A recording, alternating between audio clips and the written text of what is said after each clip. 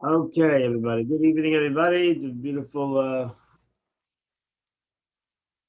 wonderful, beautiful Parsha this week. It's a double header. We have two Parshas in one week. Tazria Mitzvah. So it's really a heavy reading this coming Shabbos. Beautiful Parshas. Tazria Mitzvah. Very deep concepts. As the Torah ends off last week in the Parsha of Shemini, the Torah ends off with the laws of animals. In the beginning of the Rashi, in this week's portion, it says that the Torah ends off last week with the laws of animals, the purity and purity of animals, and now the Torah goes into humans. As the animals are created first in the creation, before humans, so the laws are set first. Now, these laws are very, very spiritual laws, extremely spiritual, godly laws, purity and impurity. As it ended off last week, to be able to discern between what's pure and impure. How do we discern the concept of purity and impurity? It's not a concept of that you can comprehend. That's why it's a chukah. It's a decree in the Torah. It's something that is above comprehension, in a way. And it's hard to put on a magnifying glass what is pure and what's impure in the Torah.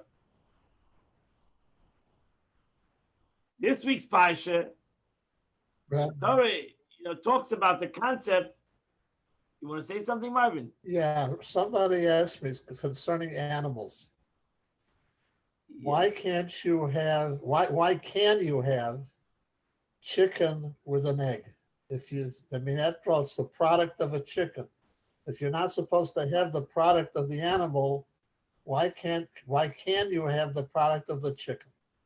Where did it say you can't have the product of an animal? Where does it say the meat and the milk? You cannot have the cow and the milk together. So I mean, you can have a cow and its baby cow, but you cannot have the cow and the milk that the cow produces together. That doesn't mean cow and milk is also a chukah. Huh? It doesn't. Cow and milk is the ultimate paradox. The cow is fleishiks, the milk is milchiks. Wow. The cow is fleishiks, the milk is milchiks. You can have milk. You can't have it together with, and it's not there's no reason. There's no reason why you can't have cow and milk together. It's a Torah. It's total prohibition. It's a chukah. All right. Okay. So there's no reason. There's no logical reason why you cannot have milk and meat together. Well, there's also, it implies humanity too. Here you have the animal and then the very product that the animal produces. There's a humanitarian also. It has nothing to do with humanitarian. The cow produces another cow and you can gesundheit and eat it. So it has no logical understanding in the Torah. No logic. It's a chukah. The chukah, it's a decree. It doesn't make any sense. All right. No logical. You're not allowed to eat milk and meat together, but you're allowed to eat the cow as a calf. 8 days after it has, you're allowed to shecht it and eat a gesundheit. Actually, in Torah law, if a calf is born in the cow, you don't even need shtita. The cow is allowed to be eaten straight from without even shechting it. So it has nothing to do because it comes from the cow. That you're not allowed to eat milk. The funny thing is, as I said, that milk, the cow is fleishiks and the milk is milchiks. The chicken is fleishiks and the egg is milchiks. And the egg is par. Oh. So that's another interesting concept. So it's a decree. That's a separate story. Okay. But the laws of kashrus are chukim. They are decrees of God that are above our understanding. Above our comprehension, above our pay grade, above our comprehension. The laws of tumim and tara, impurity are above our comprehension. Because the human being, when it becomes impure, looks the same like a human being that's pure. They look exactly the same. Not one is more dirtier and one is more cleaner. The cleanliness is a pure thing, is a concept of purity, and the uncleanliness is a concept of impurity. So it's above and beyond comprehension, and therefore we need to know the laws of purity and impurity, push to understand what is a pure thing. What does the Torah say about purity and impurity? Not something that we can give a logical explanation to, because it's above logical reasoning. But the Torah says we have to comprehend lahavdil ben atomei ben ator, to be able to make the distinction between what's pure, what's impure. To be able to understand that a cow, because it has split hooves and chews its cud, is pure, while a pig that has split hooves but doesn't chew its cud is impure. Is a tummy, is an impure animal. When it's dead, especially, it purifies a person that touches it. So these are things that are very spiritual concepts, extremely spiritual ideas, godly ideas. And these are spiritual concepts that's hard, per se, for a human being, a logical mind, to be able to differentiate and comprehend these aspects. So therefore, this Sikha of the Rebbe, that the Rebbe is going to talk about the law, the beginning of the Parsha, which the Torah, the whole book, the whole Parsha talks about the laws of leprosy, which these are not the laws of physical leprosy. And the proof itself is that the Torah says that when somebody has this kind of leprosy, what does he do? He goes to the Kohen. He goes to the priest. If you have any kind of physical leprosy, go to a doctor.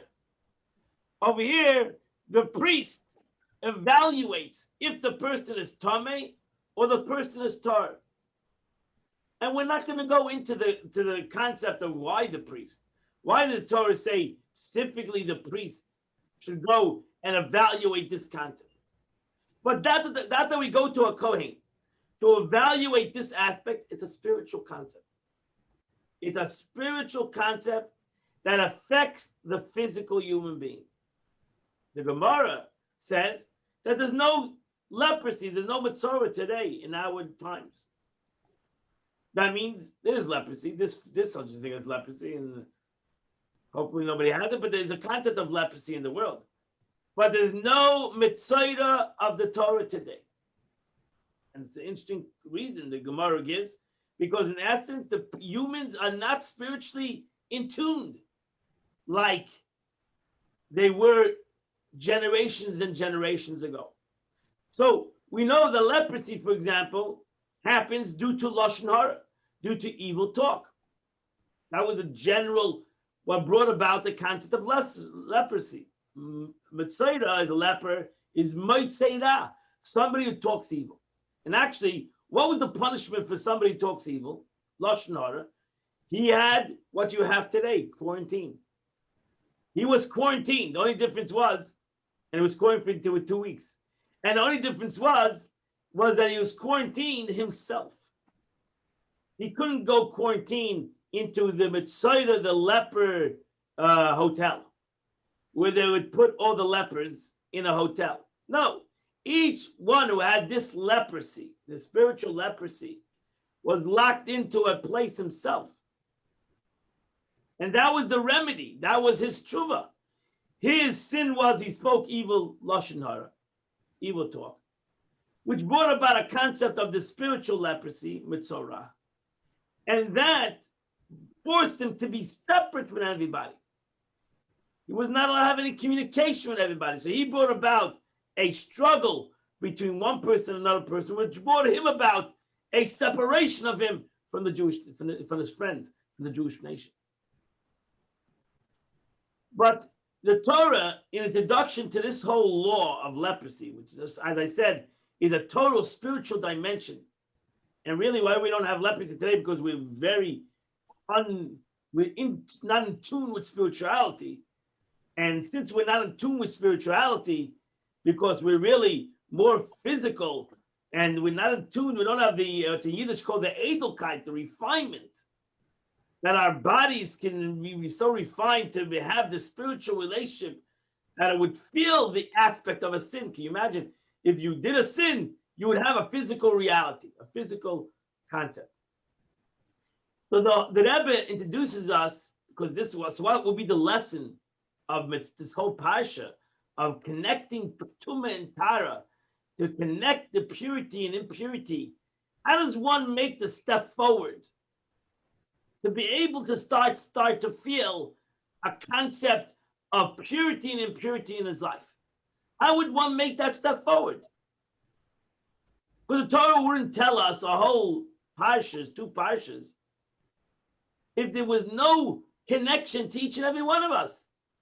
How do we connect to these portions? As I mentioned, the Talmud said there's no there's no leprosy today, this law. So what is the connection? What is the connection to me in our time reading this parsha and trying to explain, understand this portion? How does it talk to me? So the Rebbe says, that's why in the beginning of the parsha, the Torah talks about a different law, not about leprosy. The Torah actually is called Tazria. The parsha, the first portion we read is called Tazria. Tazria means the concept of conception. A woman will conceive. The Torah goes into laws of a conception of a woman. Now she conceives either a boy or a girl. And the Torah talks about the impurity of the woman that has either a boy and a girl. But then the Torah, in the middle of this laws of impurity, throws in the law something that is mentioned in the time of Abraham, something that's mentioned long ago, the law of Brit Mila, the law of circumcision. And you have it in your book, student page 15. You have the verse in this week's parsha, the mitzvah that God gave the Jewish people. He gave it to Abraham, and actually he gave it to them in going out of the desert. Going out of Mitzrayim. Right before they went out of Mitzrayim, he gave them the law of Mila too. He mentions it again in this week's parsha. The mitzvah, ubayoim hashmini yimel b'sar elasi. Leviticus chapter 12, verse 3.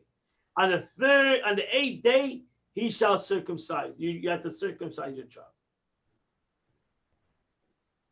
There are many questions. What does the Torah come to add over here? The mitzvah of Mila. How does Mila get into the picture of Tazria, the laws of impurity of a woman, the laws of Mitzvah? Suddenly, like the Mila is thrown in Shalom Aleichem, we throw in a mitzvah Mila. We have the mitzvah Mila by Abraham. We have the mitzvah Mila. We're going out of Mitzrayim. Why is the mitzvah Mila thrown into this picture? So it's answered. The Torah comes to teach us a law that we maybe wouldn't have known without this verse. And that is, it says over here, by Yoim Hashmini, in the 8th day, by Yoim. The Torah wants to tell us a law of by Yoim, and that is that circumcision needs to be done by day. We don't do circumcision at night in the day. So you have in text number 1b, Hashmini on the 8th. One might assume that you may perform either on the 8th day or on the preceding night. To clarify this, the Torah adds the 8th day, by Yom Hashmini, on the 8th day. That it must be performed during the day. However, this only teaches us an 8-day-old newborn must be circumcised by day. How do you know about one who's circumcised on a day 9 or 10 or 11? For where do we know that a delayed Brit may also not be performed at night? It has to be done in the daytime. So the Torah adds ubayim. Let's say on the uba and on the 8th day. So there's an extra vav there, ubayim hashmini, to tell us any day. It has to be done on the day. And the custom actually is to do it as early as possible in the day. That's what we learn from Abraham, who was a zod, he's a alacrity. He did everything. Abraham woke up in the morning to do everything that was obligated to him to do in the day. He didn't wait to the midday. He did it in the morning. And that's why the custom by Jews, if it's possible, we do it as early as possible in the morning, right after services, we do it. There's one time we find that it wasn't done in the day. It wasn't done in the day, and that is Beitzias Mitzrayim. By the going out of Egypt, circumcision was not done in the day. It was done on the 14th at night. So here, the Torah has to emphasize as the law of Mila. So again, you have to comprehend that the Rebbe is going to build a beautiful concept of it, a beautiful lesson. And we start off the whole portion with the law of Mila, because Mila is going to give us the opening of the lesson of the portion and the whole concept to each and every one of us. It'll give us, because Mila is something that is connected to each and every one of us. So there was one time in history that Mila was done at night. It was not done by Abraham. Abraham did it in the day. From the time of Matan Torah, Jews do it in the day. The only time that Jews circumcise themselves at night was on Pesach. Pesach at night. So the Rebbe brings down a medrash. It's a beautiful medrash. The medrash says as follows. In text number 2a, in page number 16 in your book. The Holy One, blessed be He, wished to redeem the Israel. He wanted this week. Actually, we say this in the Haggadah a little bit. It's alluded to in the Haggadah, this medrash. We say that God came to redeem the Jews, and He saw that they were naked. That's what it says in the Haggadah. You were naked. Means naked. What do you mean naked? Naked for mitzvahs. He came to redeem the Jews, and He saw that they didn't have no mitzvahs. They didn't do one thing. They didn't have one mitzvah. What did He do? He called Moses and said to them, "Go circumcise them. Let them do the bris milah." And we say the Haggadah. We say this concept in Haggadah. We say in Haggadah, in your blood you will wallow. And you wallow the bloods, in your bloods. Blood of Mila and the blood of Pesach. So He asked them to circumcise. Now, can you imagine? He asked a nation to circumcise. You're not talking about a nation of 8-year-olds, 8-day-olds. A bunch of ages there. All ages. When God asked Abraham to circumcise, he circumcised himself. But you ask an adult to circumcise themselves. It's not such an easy thing to do. It's not such an easy thing to circumcise yourself or be circumcised past that age. It's a very painful procedure, extremely painful situation. So many Jews, the Medrash says, so still many would not commit to undergo the circumcision. They were not doing it. Thank you, but no thank you. This is not a good idea. You want to tell us to do it at 8 days old? Gesund to hate. But now we're 20, 30, 40, 50, 60. We're going to circumcise ourselves. Maybe another time. So the Eibishter had to do something, the Medrash says. To motivate them, God instructed them to that therefore the Eibishter said, you know what? Do the Korban Pesach. That was the second blood. Do the Korban Pesach, sacrifice a lamb. And actually, the Medrash says that the one who showed the Jews how to do it was Moshe Rabbeinu. Moshe Rabbeinu offered the Korban Pesach. He showed the Jews how to do it. He put it on the fire. When Moses prepared the offering, God decreed upon the 4 winds of the world. It's a very interesting Medrash. And they blew into the Garden of Eden.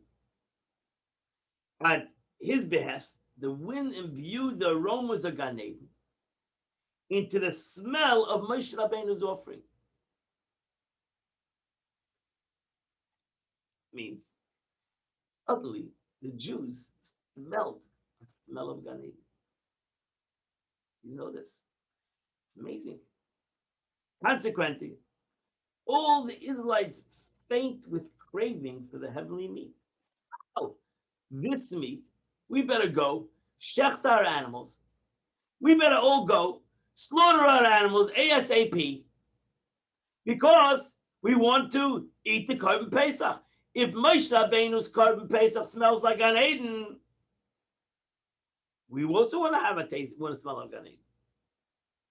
Gadol were saying, we beg for you, please let us eat the Pesach. But they said to Moshe Rabbeinu, seems like your Pesach lamb smells like Gan Eden. Give us a piece. Moshe Rabbeinu said gladly, but there's only one problem. We have one problem. And that is that a person who's not circumcised cannot have from the Passover lamb. The Torah says a person that's not circumcised cannot have from the Passover lamb. You can't have. Sorry. So that's what happened. God said, if you not become circumcised, you shall not eat from the meat. As the verse said, God said to Moses, this is the key for the Paschal offering. No one is uncircumcised may eat from it. So what do? They couldn't resist. The Jewish people couldn't resist. They gave themselves over on when they went, they all circumcised themselves. And the blood, therefore, mingled with the blood. That's what the expression, the blood, with the mayichayi, with your bloods, you gave life. So to say, not exactly mingled the bloods, but it's expression that there was that the night of Passover in Mitzrayim, when God passed over the house of the Egyptians, there was bloods, so to say. God then passed over among the people and picked each one up, kissing them and blessing them. That is the Medrash.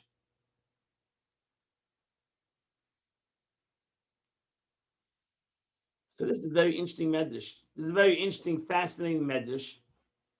The Medrash says that all the Israelite, every Jew, every Jewish male, circumcised himself at the night before Pesach, the night of Passover. They all circumcised themselves to be able to eat the Korban Pesach. You look at text number 2b, it says the same thing. Another Medrash. The Israel said to Moses, our teacher, give us something we can eat. He answered them, God said to them as a rule, no uncircumcised may eat of the Paschal offering. Immediately, everyone in Israel placed his sword upon his thigh and circumcised himself. That's it. And they said, don't try this at home. So, they all circumcised themselves. And they all ate from the Korban, they all had a taste of the Korban Pesach. That's interesting. It's interesting that we have a concept of circumcision by the night. So the Rebbe asked a question. Text number 3 is the Rebbe's question. And I said the Sikha is based on the Rebbe, Babich Rebbe's teaching. And the Rebbe asked the question as follows. Page number 18. Again, if you don't have a book, please call the office and get a book because we have many more parshas to come. So it's important that everybody has a book. The story needs clarification. This Medrash needs clarification.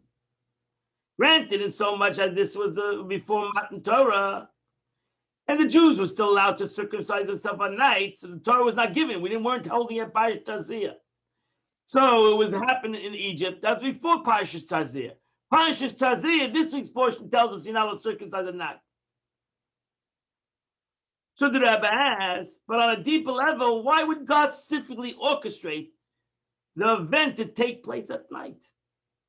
Why would God? Okay, the Torah wasn't given, but why would God make that the first time the Jewish people would circumcise themselves, they would circumcise themselves in the night? The Medrash describes as many uncircumcised Jews being miraculously compelled to perform Brit Mila by God decreeing upon the four winds of the world, causing an irresistible fragrance to be exuded from Moses' Paschal lamb. Why then? The same or similar miracle, couldn't the same or similar miracle have been orchestrated by God so that the Jews were told no one's uncircumcised may eat it and perform the mitzvah properly during the day? Why couldn't it happen during the day? Why did it specifically have to happen during the night?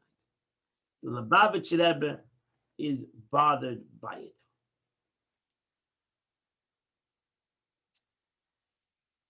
The Blockage is not only, but there are some who want to say, you look in text number 4, page 19.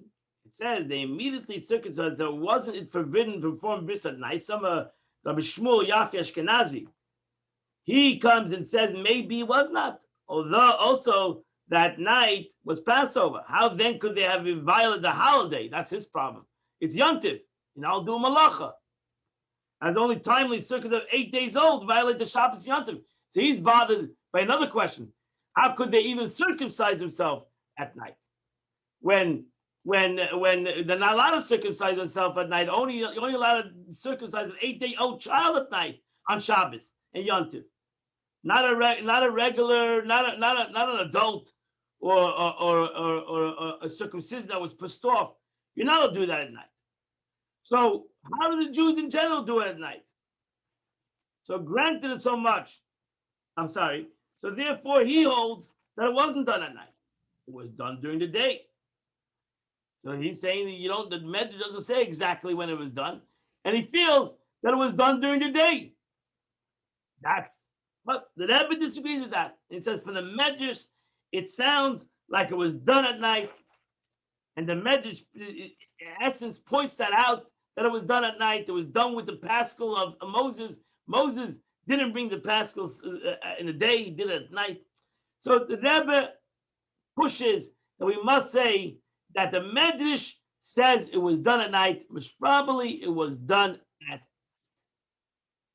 And if it was done at night, why was it done at night? And why is the whole thing being brought in this week's portion? That's really the real lesson. So the Rebbe now goes and says and explains what's the greatness. If you want to understand what is bris Mila, what is circumcision? It's a mitzvah, no person that's circumcised, not part of the Jewish nation. It's not so simple. Yeah, every Jew has to be circumcised, every male has to be circumcised to be part of the Jewish nation. And if you're not circumcised, you're not part of the Jewish nation. You're an orel. You're not allowed to eat. Besides that, you're not an orel, a person that's circumcised, you're not allowed to eat from the sacrifice of the Pesach. There's a lot of other issues. What's so special about circumcision? Circumcision is an ois, is a sign upon a person, upon a Jew. He brings a beautiful, beautiful story here. That's the beauty of having this book. This story is a beautiful story in the Gemara. Long story, so let's knock this off on page number 21. Gemara story. Our sages taught, once the Romans forbade the circumcision of Jewish children, they made a decree, you're not allowed to circumcise your child. And it was a time that Rabbeinu HaKadosh was born, the same time that Rabbi Yehuda Nasi, the one who wrote the Mishnah, was born. His father's name was Rabbi Gamliel. He was the leader of the Jewish nation. His father, Rabbi Shimon ben Gamliel, said, God commanded us to perform a brit, and these evildoers decreed that we may not. How can we put up God's decree and carry out the whims of an evil man? And like that, he defiantly performed the circumcision. He made a bris on his child, Rabbi Yehuda HaNasi. He became Rabbi Yehuda HaNasi.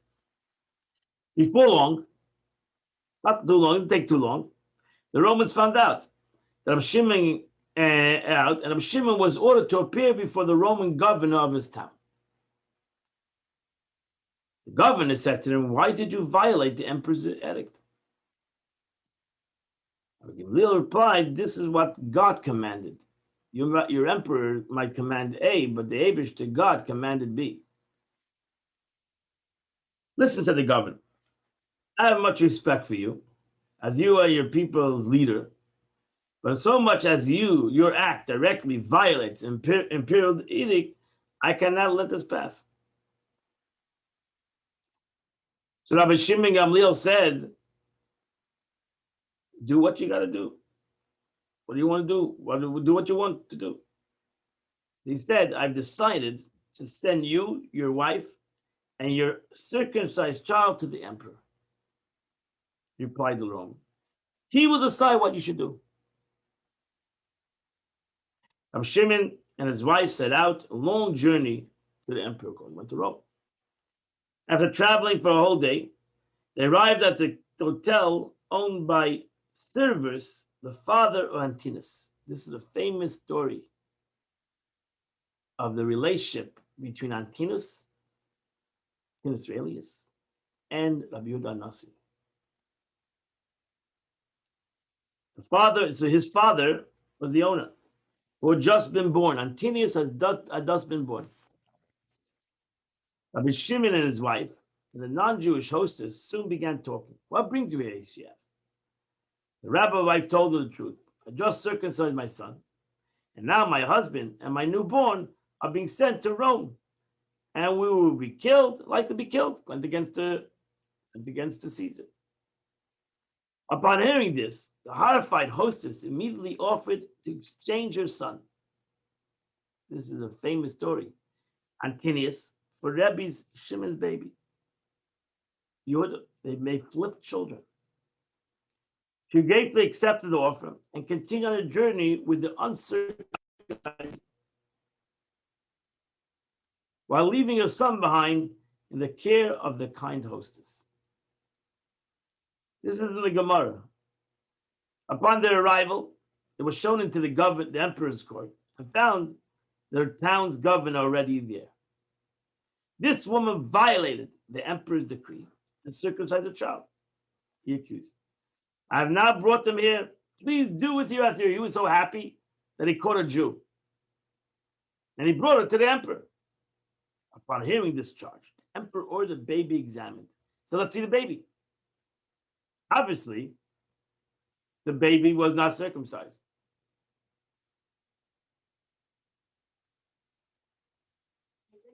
So so he said, the emperor said, I decreed against circumcision. You have brought me an untouched baby.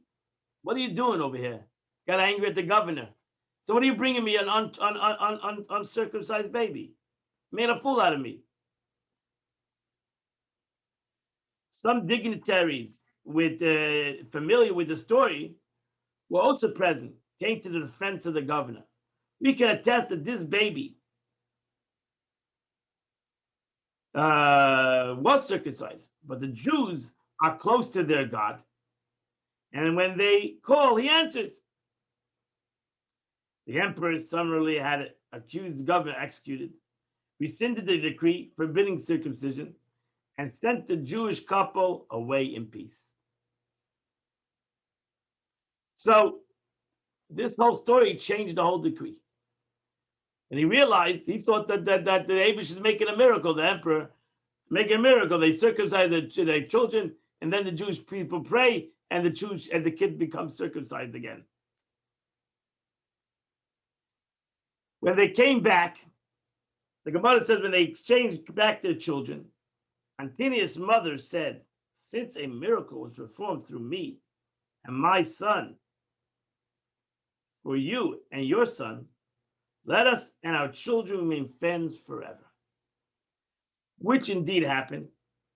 On account of the breast milk that Antinius nursed from Rabbeinu HaKodesh's mother, he merited to wait upon the eventual leader of the Jewish people and to study Torah with him, as is known that Antinius and Rebbe became extremely close friends, and they learned with one another, eventually became emperor, and it's said that he inherited a place in the world to come. The whole Mishnah, that the Rebbe wrote the Mishnah, was all in honor and merit of his relationship with Antinius. So the whole miracle, the whole concept, this whole relationship, which brought about, as I said, the concept of the written law and the oral tradition. The oral law that was written down, and now we have all the oral law that has been given down to us from generation to generation, all because of this story, the story of Bris Mila, the story of circumcision. So what is so special about this mitzvah? There's something in a bris that no other mitzvah has. And that is that a bris is actually a physical transformation of something. There's a foreskin, and we take it off, the mitzvah of taking off the foreskin. You actually, that's why it's an ice, it's a sign in a person. Because you actually, every mitzvah that God gave to Jews was to affect the physical, and here you have a mitzvah that actually changes the physical form of a person. It reveals a physical entity, change of physical entity in the world. You don't have another mitzvah. That's why I say again that a mitzvah, a bris, is an ice. And a question about a woman, we'll get to that in a moment, because Chassidus explains that only a man, Kabbalah explains, only a man needs to have this ice, this transformation. Well, a woman doesn't need. Especially in the Gemara, the Talmud is Isha Kamandamal Yadami. That a woman is like she's circumcised. She's circumcised before any concept of circumcision. Because a woman does not need to have this concept. And therefore she doesn't have it. Because she has it in herself. She has the concept in herself. And therefore, the Eibishter didn't create this aspect by a woman, but this concept by a woman. If a woman would need it, the Eibishter would create some aspect within her body to be circumcised. That it's not needed. That shows that a woman is not in the same. She actually is in a greater level, as we'll soon see in a moment. So, what is the concept of circumcision? As the verse says in number 6a, the text says, it's a verse. The pasuk says, when the pasuk wants to express what is Mila, you shall circumcise the arla, the covering of your heart. There's like it was created in our heart with an animalistic soul, and that animalistic soul creates a covering, creates like a fat over it, creates like this extra cholesterol over your heart. If you'll be able to do a circumcision within your being, you'll be able to take away this covering within yourselves, you shall no more have a stiff neck. The reason why we are stiff necked people is because we have a covering. In Chassidut, it's called a klipa. We have this covering that it creates a blockage. Like Rashi explains this covering. Look at the text number 6b. The arla of your heart refers to the blockage, the covering of the heart. Jewish people, or humans, especially men, have this issue. They just can't give in. Why? Because they don't have a deep understanding in things. They don't have foresight to be able to see things in a deeper way. They do have the capability, but they have this covering, they have this blockage. Maybe said a person needs to take away this blockage. I'm giving the capability for Yidden to do it in 8 days. And we'll come to why 8 days. Because 8 days is when a child has no das. When a child has no understanding. As we know that the argument to Yitzchak and Yishmael, once you're circumcised, when you have understanding or you don't have an understanding. Yishmael circumcised himself at 13 years old. Yitzchak circumcised himself at 8 days old. Yishmael said to Yitzchak, I'm greater. Because I circumcised myself when I had understanding. Yitzchak said, no, I'm greater. Because a Yid makes a circumcision, a Jew makes a circumcision when he has no understanding. We connect to God above understanding. We don't connect to God within understanding. We connect to the Eibishter above understanding. That's the power of circumcision. The power of circumcision is 8 days old. When a child has no comprehension, when a child cannot be asked if he should be circumcised. That's why you have today a whole group of people are against circumcision because you're doing something against the will of the child. And you're not asking the child if he wants to be circumcised or not. You cannot ask the child. And they don't realize that's the point. The point is we're not asking the child. We're telling the child that its connection to God is above comprehension. If we would wait till he comprehends, you would miss the whole point of circumcision. You'll be like Ishmael. You'd be like Ishmael, who was asked and he said, okay. A Yid, a Jew, wants a connection to God in where there's no asking any questions. He cannot be asked a question. He does it because he's connected. He wants his connection with HaKadosh Baruch Hu. He wants a connection with God.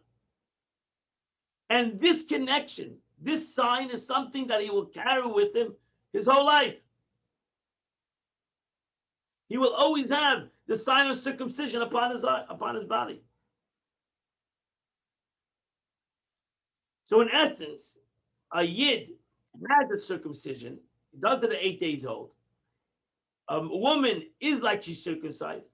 So that tells us that we could take off the covering of our heart. Just like we have circumcised our body, and we did it on 8 days, so too we can circumcise our heart. We need to work on circumcising our heart. We need to take off what's called Timtum Halev. It's a very, in the Kabbalah, we have the stuff in the Timtum, the Timtum Halev HaMoyach, the stuff, the blockage of the heart and the mind. There's actually two kinds of blockage. There's a blockage of the heart, where we cannot feel anything. I told you, like, we're not refined to feel godliness. And then there's a blockage of the mind. We don't let our mind even enjoy a spiritual concept. We don't let ourselves enjoy. It's like almost like we don't vergin ourselves. Yiddish expression. We don't vergin. I don't know how you say vergin in English. We don't give us the right to have a spiritual understanding, and for surely a emotional understanding. The Eibishter God gave us a beautiful Torah, great Torah. God gave us great tools, and we're embarrassed to use this out, because God forbids somebody's going to say, you have you have this relationship. But we do, and the Eibishter is begging us to make this spiritual connection. Take away the covering of your heart. Take away the covering of your mind. Make the connection. I asked the question in the beginning. The Torah wants us to have a spiritual relationship with him.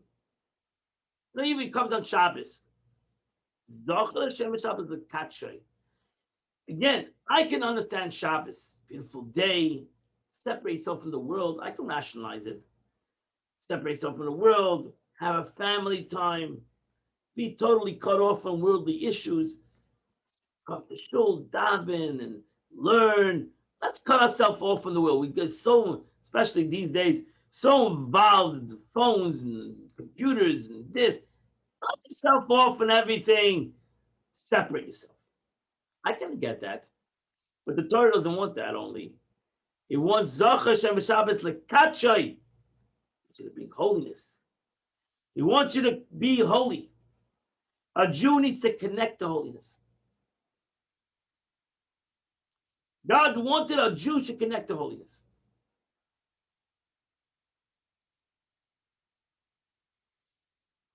To you, be holy. We say it on Saturday night. Mavdil ben kodesh l'chol, ben oil l'chosher. To differentiate what is holy, what's unholy. What's Shabbos in the weekday? Not just the Shabbos, weekdays I work and Shabbos I rest. No, the weekdays are choil, mundane. The Shabbos is holy. What does that mean? How do I eat this holiness? How do I connect to this holiness? Well, to do that, you need to first take away the timtum hamayach. You need to take away the blockage of the brain. Let your brain comprehend holiness. Don't be so skeptical on yourself. Don't be so rigid on yourself. Let your mind open. In Kabbalah, that's called archlavas adas. Open your mind. If you open your mind and you do, as we learn in Tanya, you do contemplation, a little meditation, a little spiritual connection. Open your mind and your heart. That's the problem. We don't give ourselves a chance to open ourselves to it. We have made a decision, it's impossible. We've made a decision, since we're not going to be holy people, we're regular people, we'll never have a taste of holiness. We're not even willing to take the baby steps towards it. So here we have a whole parsha of holiness, holiness, holiness.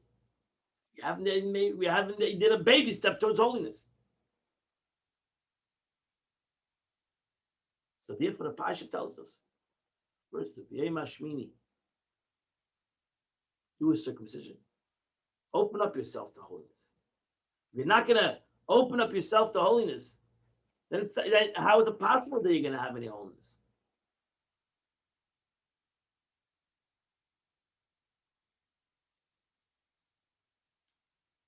We have to be able to do that. We have to be able to give ourselves that opening to spirituality, to godliness. In the beginning, I might not know what it is, but open your minds. Open your hearts. Circumcise your heart. Take the covering. Give it some breath. Give it an ear. Give it a capability. I give you already on a Shabbos. You're not doing anything anyway. If you keep the Shabbos, you're not going to do anything anyway. So why just lay there? Why just read something else? I want you to read a holy book. Daven a little longer. Second, open ourselves to the content of holiness.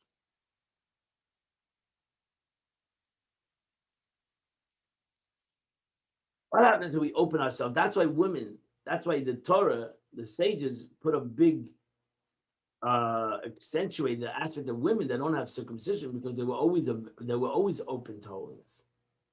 They were open to holiness in the desert. They were open to holiness in Egypt even.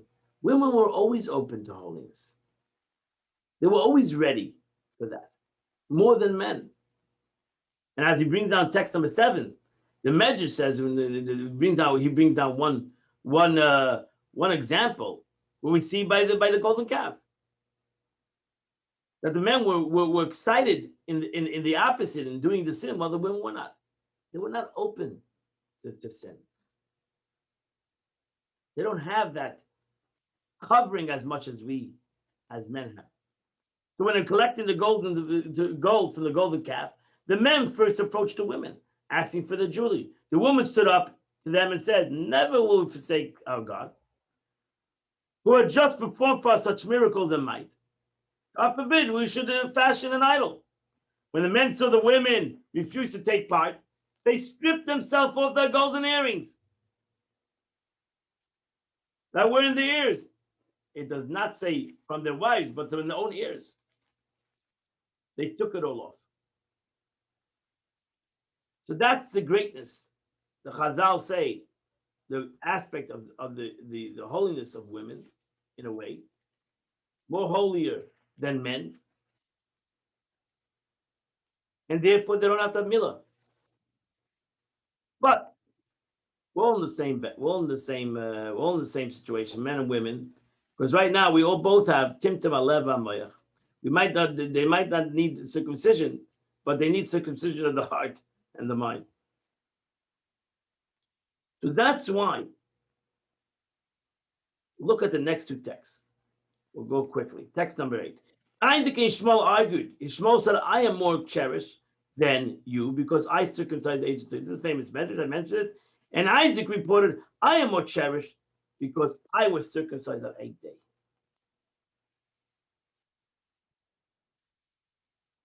So the Abishua ben Horowitz says, look at text number 9.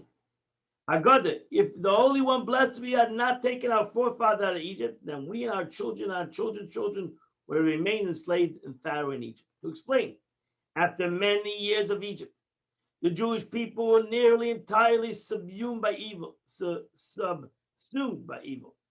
that already entered the 49th stage of impurity, and they were and were to remain in Egypt even for another moment. They would have entered in the 50th final stage from which there was no return, God forbid. This then is what the verse states. I redeemed you from the bondage, namely a spiritual servitude of Egypt. And I did not allow chametz to rise, namely Jews were redeemed from the 50th gate of impurity. Thus, between the Hebrew word matzah and chametz, the only small dot, the broken leg of the hay, is that separates it from the ches. This is then the answer to the manishtana why this night is only matzah. Because this night is only a dot. The Jewish people only had a little bit. They were totally impure. They only opened up a little hole. Chametz and matzah have the same letters. Mem tzadik. Chametz is ches mem tzadik. Matzah is mem tzadik hey. The difference between chametz and matzah is the ches and the hey. The letter ches has three. The letter ches has a roof and two legs, and the letter hey has a roof and two legs. The only difference is that little opening. The letter hey, the third leg, is not attached to the roof. A little opening. That little opening made a matzah. That little opening transformed the Jewish people from a nation, an impure nation, into a pure nation. Two mitzvahs, the mitzvah of Mila, the mitzvah of the Korban Pesach. Two mitzvahs. Two mitzvahs changed the whole reality of the Jewish nation. Gave them redemption, brought them to Mount Sinai, created a nation. Two mitzvahs. They had no knowledge. They had no comprehension. They were slaves for 210 years. They had no Torah. Nothing. Two simple mitzvahs. That's why it was done at night. The only time it was done at night was that time, the night of Pesach. They were in total darkness. That's all they needed to do is circumcise themselves, mitzvah 1, and do Korban Pesach, mitzvah 2. That transformed the night. That is the concept of bris milah. It's the ice. It's a simple mitzvah. We do it at an 8-day-old child. That mitzvah changes this child from a circumcised, from a Jew, circumcised Jew, to an uncircumcised Jew. Changes his whole identity. Changes many laws that will affect him in his life. One simple act.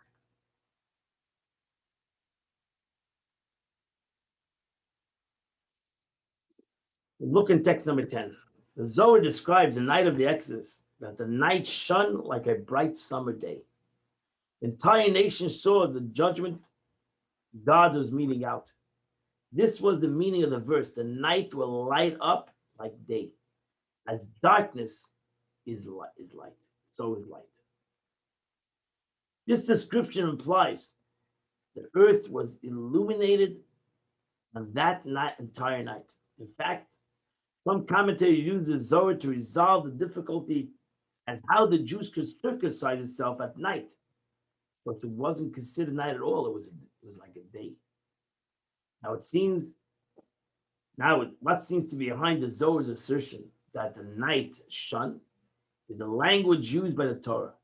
It is the night of anticipation for God to take them out of the land of Egypt.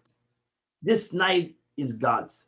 To explain, when discussing the creation narrative, our sages point out that as opposed to day and goodness, night and evil never appear in the same sentence as God.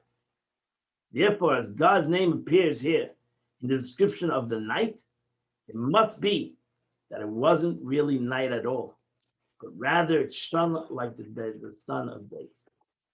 Turns out then, night of Exodus had the quality of both day and night, day in relation to Mila and night in relationship to Korban Pesach. Hence the verse says, the night lights up like day. So this is the Shida. The Shida says, in essence, that not that the day replaced the night. Instead, is that the night itself was supernaturally stripped of its night-like qualities. Mila accomplished, a circumcision accomplished, that the night lost its aspect. So, first thing the Jewish people did was they did the Korban Pesach. With the Korban Pesach, God so to say lured them, as the Medrash. God pulled them to do the Bris Milah.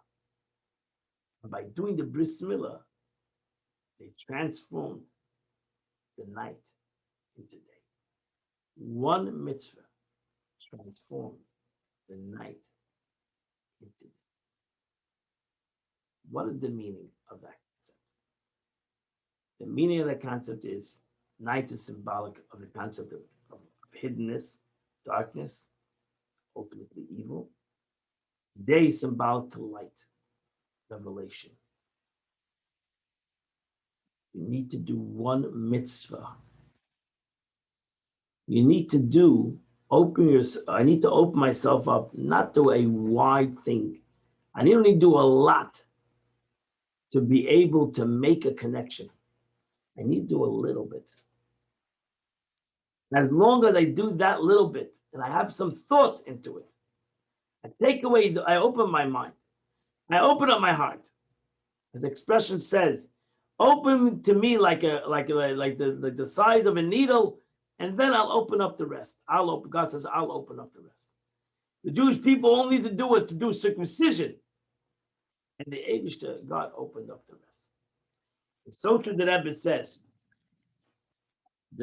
you see this ultimately in these things. First of all, this mitzvah, the concept of Yetzias Mitzrayim is something that we do in every generation.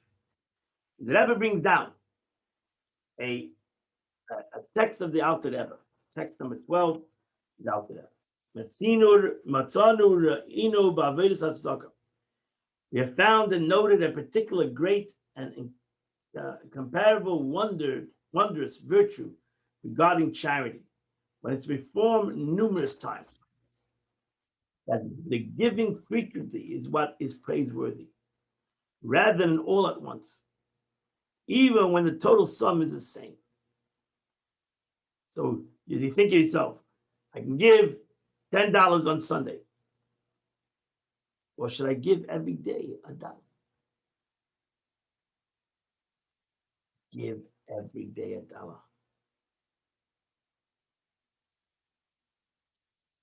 Why? Because then you have the mitzvah every day.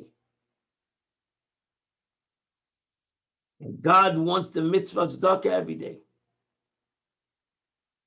To the Eibishter, again, to the organization, it might be important $10 over $1. They can't wait till the end of the week. But when we talk about God, to God, it doesn't make a difference to God. $1 million or a penny.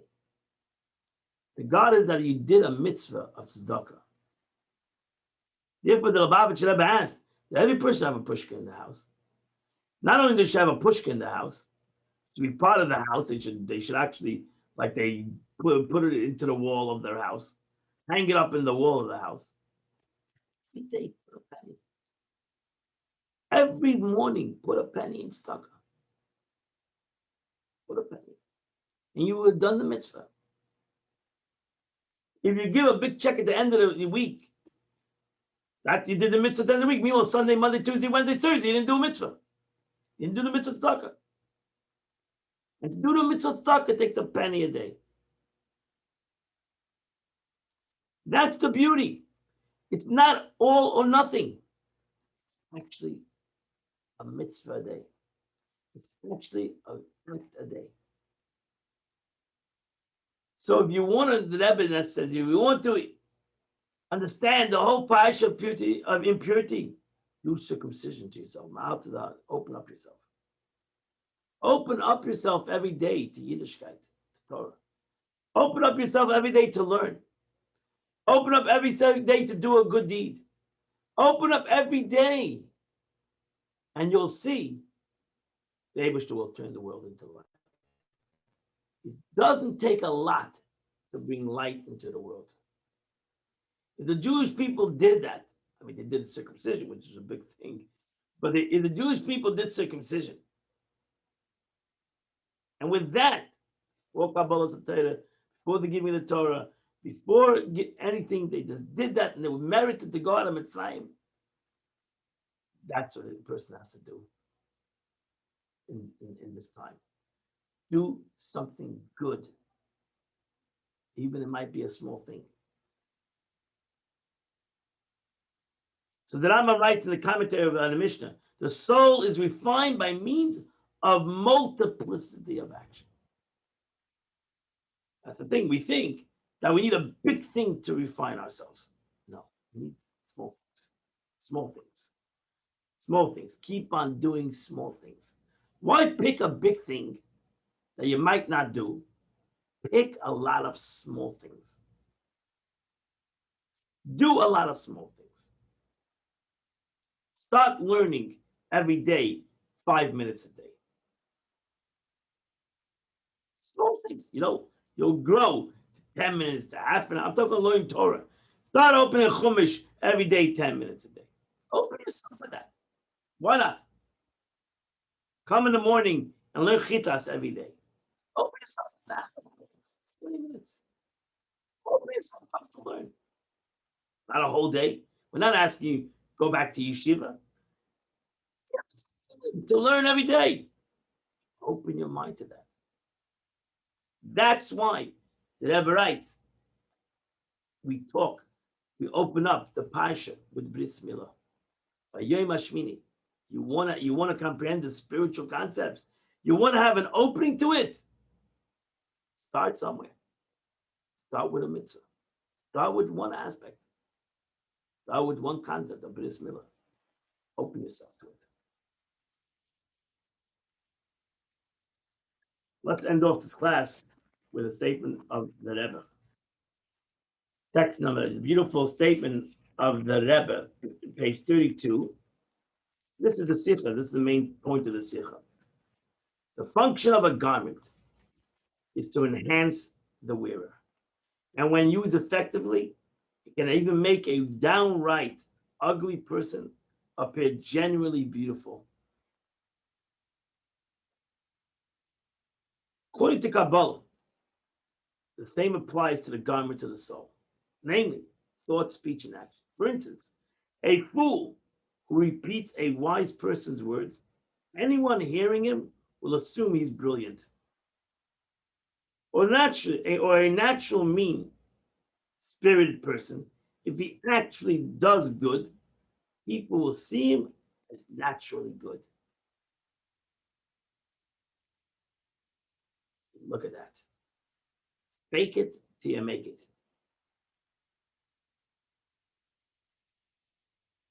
There was once a person, a young girl, who wrote to the Rebbe that she doesn't have anybody, has no friends, she feels depressed.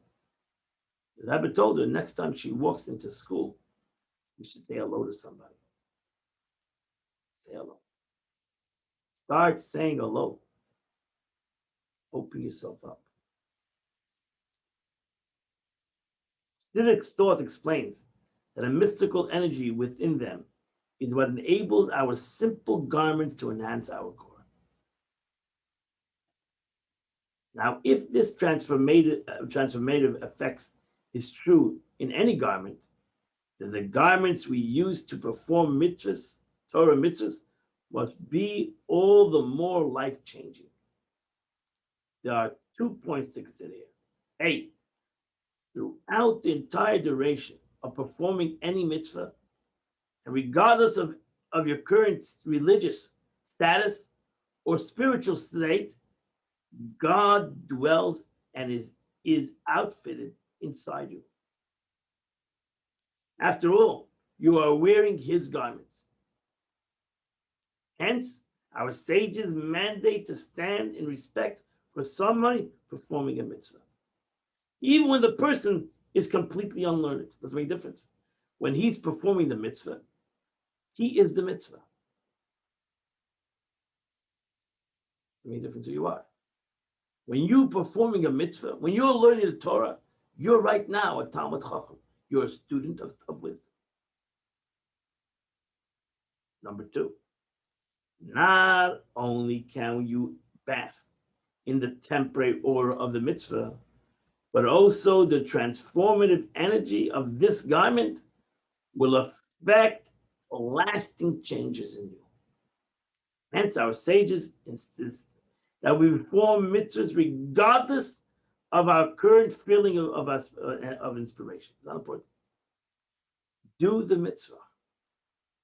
Don't worry about all the, why am I doing the mitzvah? What am I? Well, I'm not so knowledgeable, not so religious. Whatever excuses you want to say, they might be right. Big difference. Has nothing to do with this mitzvah. Where did it say you need to be smart to do this mitzvah? Where did it say in the Torah anyway you need to be religious to do this mitzvah? It doesn't say anywhere that.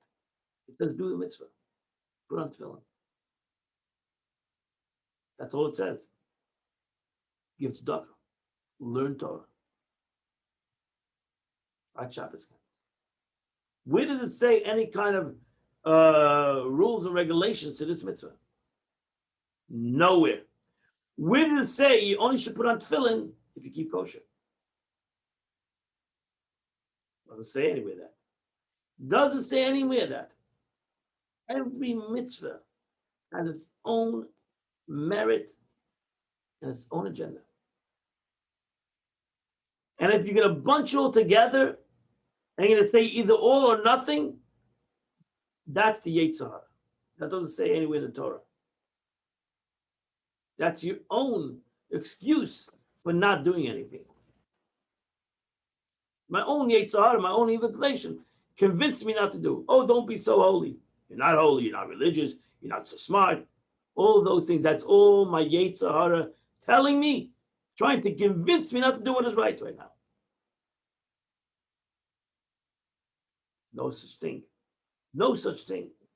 In fact, we are urged to perform mitzvahs even if we are motivated by entire alternate motives, because the spiritual light will eventually lead us doing it for its own sake. That's why I said fake it till you make it. The Gemara says fake it till you make it. It's not my statement. The Gemara says do the mitzvahs first. Who cares? Do it for ulterior motives. Do the mitzvah. They say once a Yid came to the Frierdiker Rebbe, he was Lubavitch Rebbe, and the Frierdiker Rebbe told him, I think that when you daven, you should put your talis over your head, you should shuckle. He said, Rebbe, that's not me, I don't do that. He said, first of all, you know what, maybe you start shuckling, you put a talis over your head, maybe you'll start having some positive thoughts. And number 2, maybe you'll inspire somebody else. They'll say, look at this holy Jew shuckling underneath the talis. He must have some spiritual connections. Wow, maybe I'll do the same thing. I'll shackle on it. Shackle on it to put your talis, put your head over your talis, put your talis over your head. And sit there.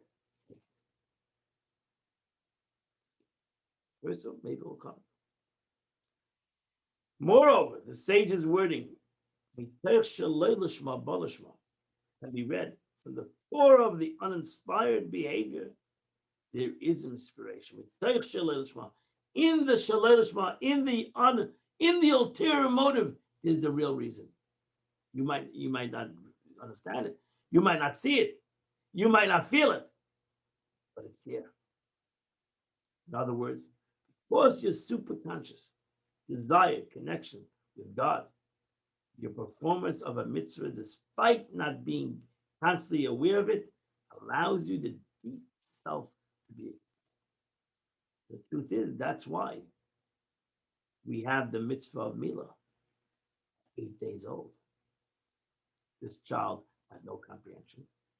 We're trying to tell this child, you have a super conscious. You have a connection to God above your conscience, above your comprehension. And that connection is with you forever. Whether you comprehend it, whether it's in your conscious mind, it's always there. So therefore, whatever you do in life will always be there. The subconscious will be always there. And maybe one day that subconscious will reveal itself into the conscious.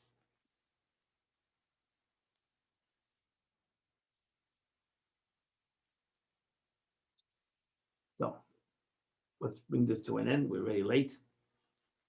Coming round circle. It's a beautiful teaching of the Rebbe. And the Rebbe says, we all Jews like to have the connection to the spiritual. That's our love and our journey. We have to open up small steps. We have to open up small steps. If you're waiting for the big jump and you're waiting for the spiritual enlightenment, it's never going to come. Waiting for miracles. The miracle starts in small steps. The miracle starts in darkness. Doesn't have to be in light. The miracle starts the night of Passover. That's when they circumcised themselves, and that's when the miracle started. We all do a spiritual circumcision. Open up ourselves to take it to do that mitzvah, to learn that Torah, to take that step. That's already an unbelievable thing, and that brings about great revelations in your life. And that's why the Torah starts off this whole laws on Shmini, as we end the laws of kosher animals, to Tazria Mitzvah, which talks about the laws of impurity. And man, right in the beginning, we have the law of Mila. To tell us all, we can all connect to this concept if we bring about the circumcision on the 8th day. That's the Sikha of the Rebbe and the portion of the week. If you have any questions, you may ask me. It'll be a pleasure to me to answer you. We should be blessed. Today was a Chodesh. We should be blessed with a beautiful month, a happy month. As I said today in the morning, Ear stands for Ashni Hashem Reifecha. I, God, will heal you. So I hope that God brings healing to each and every one of us and healing to the world. I wish you all a wonderful night.